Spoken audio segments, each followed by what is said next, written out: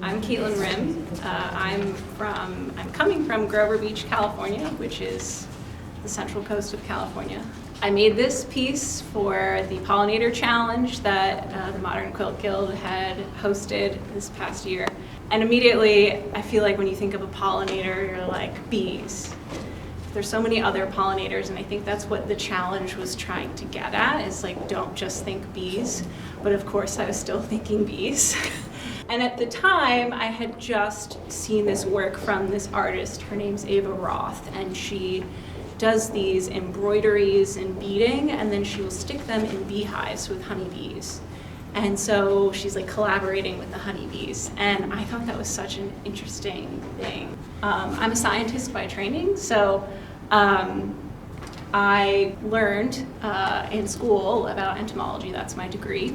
And one of the places where I worked was a bee lab, and they studied bumblebees. And so this is a bumblebee nest. And unlike honeybees, they build their nests underground. They're ground nesting bees. And they make these organic shapes. So honeybees are hexagons, and bumblebees are very planned, unplanned, at least to our eyes, it's unplanned. And so what happens is the queen bee will go out and mate in the spring, and then she comes back to her little nest hole, and then she starts building this nest. And so at first she'll kind of make these cells that are closed that have pupa, larvae and pupa in them. And then they'll grow, and then they chew these holes to get out of their little cell.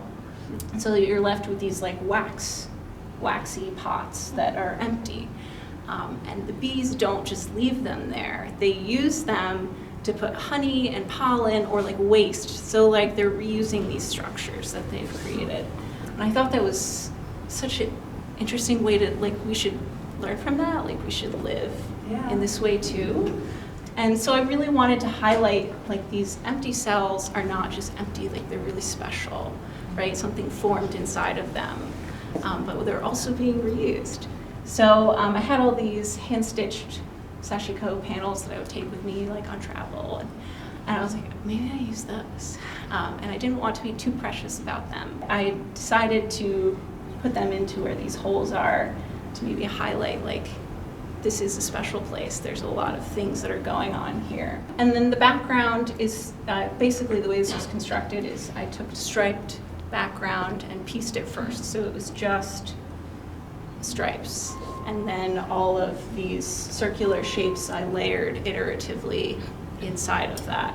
And the background, I like the intersecting lines. It kind of makes me think of like sticks and debris kind of like organically intersecting these beautiful shapes. Yeah, that's kind of where I came from.